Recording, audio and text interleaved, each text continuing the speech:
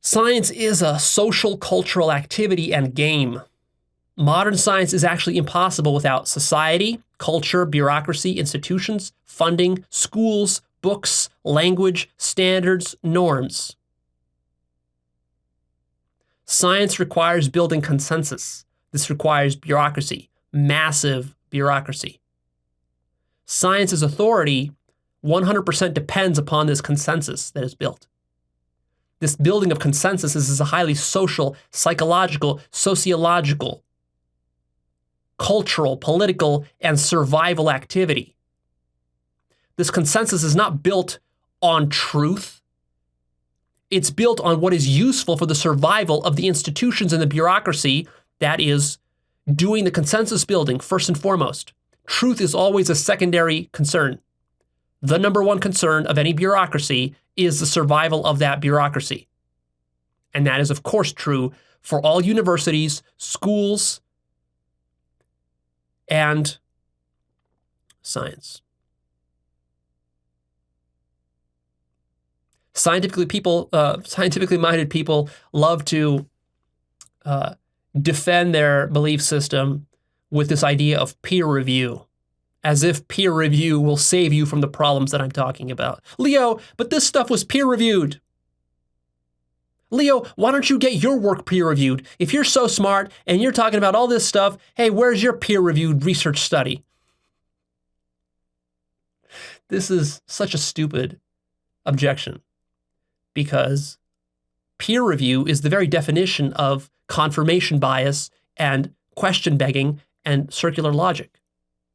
Peer review is pure groupthink and collective ego. When you are submitting your article for peer review, who are you giving it to review?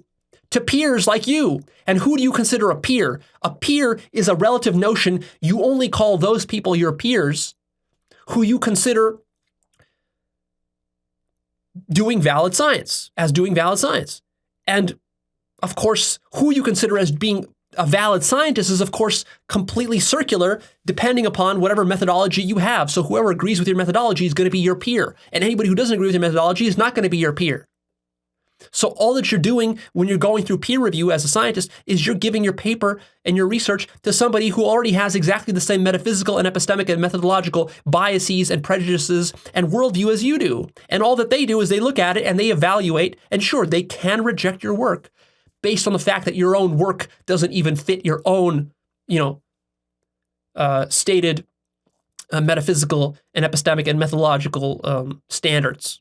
That's all that peer review does. Peer review doesn't review the meta-science. It only checks whether your science just accords to sort of the traditions of your field. That's all that peer review does. It's pure groupthink. It's a pure circle jerk.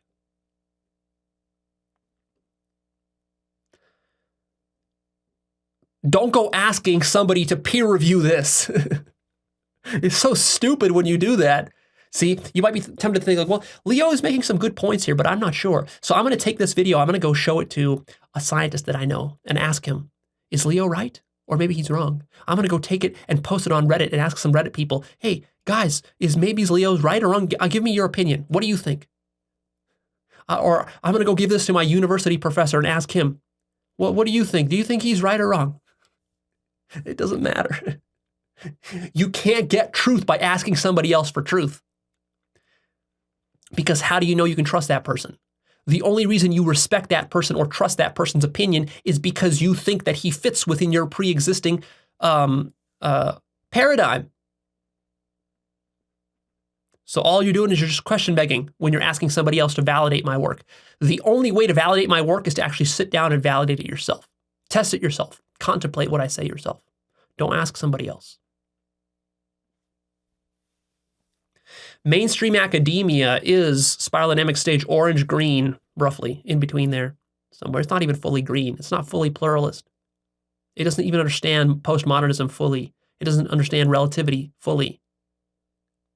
So all of your peer review will be happening within the spiral dynamic stage orange-green paradigm. If you're going to be presenting yellow ideas or turquoise ideas to a circle of peers who are stage orange and green, they're not going to understand what you're talking about. You won't pass their peer review. Not because what you have to say is not true, but because they themselves are not at a cognitive level of development to understand the depth of what you're saying. You see, scientific consensus is orthodoxy. I mean, what you're doing when you're doing peer review is analogous to the following absurd example. Imagine that I'm a fundamentalist Islamic person, and you come to me and you say, well, Islam is all full of bullshit and nonsense. And I say, no, it isn't. Islam has been peer reviewed. Just last year, I took the Quran to 20 different Islamic scholars, and I asked them all. I was very skeptical. I took your concern seriously because, you said that there's some bullshit in Islam, and I took that seriously. And I thought, yeah, maybe there is some bullshit. So I went to 20 different scholars of Islam, presented to them, my critiques and objections, and they all said, actually, Islam is truth. That's what peer review is. Because what you consider as an expert is, of course, completely entangled with your paradigm. So the peers and experts that you consider as valid experts are those people, in this case, who are already Islamic, who have been born and raised into this Islamic worldview. And so, of course, they're going to think it's truth.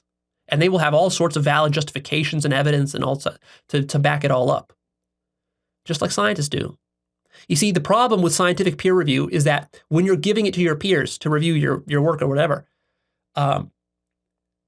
your peers were indoctrinated through the same education system that you were. The same metaphysical, epistemic, and methodological biases and assumptions and blind spots and beliefs, all of those came to you from your culture. You see, you have to understand that all of science, the only reason you know science is because of culture. There's no other way you could know science without culture. And chances are that you and your peers grew up in the same culture, basically. The same scientific subculture. So you believe all the same shit. So any blind spots within your paradigm are going to be spread throughout all your peers.